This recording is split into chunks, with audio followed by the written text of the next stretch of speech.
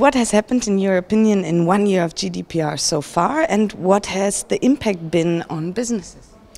The first year of GDPR has been a really interesting experiment for us to watch in the US. It's an opportunity for us to learn a lot of lessons about what works well and what works as intended in practice and what doesn't. And this is particularly important in the United States right now as we're considering whether and what to include in a federal privacy law.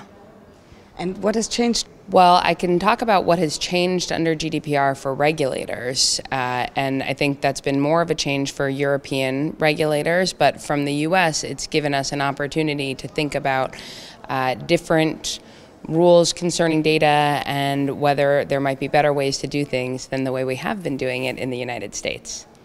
So what consequences for the US as well of the GDPR have to be talked about now? There are a couple of things from GDPR that we've observed already that I think provide interesting information for the United States. The first is the value of the huge financial penalty as a result of violating GDPR. What we saw in terms of companies working extremely hard and rushing to comply with GDPR tells us that the big stick on the back end of enforcement can be more effective than actually ex-post enforcement in many cases, because what we really want to do is incentivize compliance. Another lesson we've learned is the value of the guidance and the rules that GDPR provides to companies, because again, better than ex-post enforcement are companies knowing what to do in the first instance and being incentivized to do it. Data privacy and GDPR compliance, what are the challenges there? Well, I think companies are all working hard across the globe to get up to speed with what rules are required of them under not only GDPR, but under new U.S. state laws.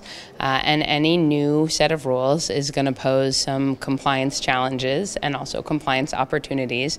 So I'm hopeful the companies will look at it as an opportunity to update their compliance regimes and think about how best to protect their consumers. How do you predict the GDPR's development for the future? I don't have great insight into how GDPR will develop in the future in Europe, but I do predict, and I do think it already has had, a big effect on how the United States considers its own privacy laws, what we should do at a federal level, and if we're not acting at a federal level, it has certainly inspired many of our states to pass their own privacy laws.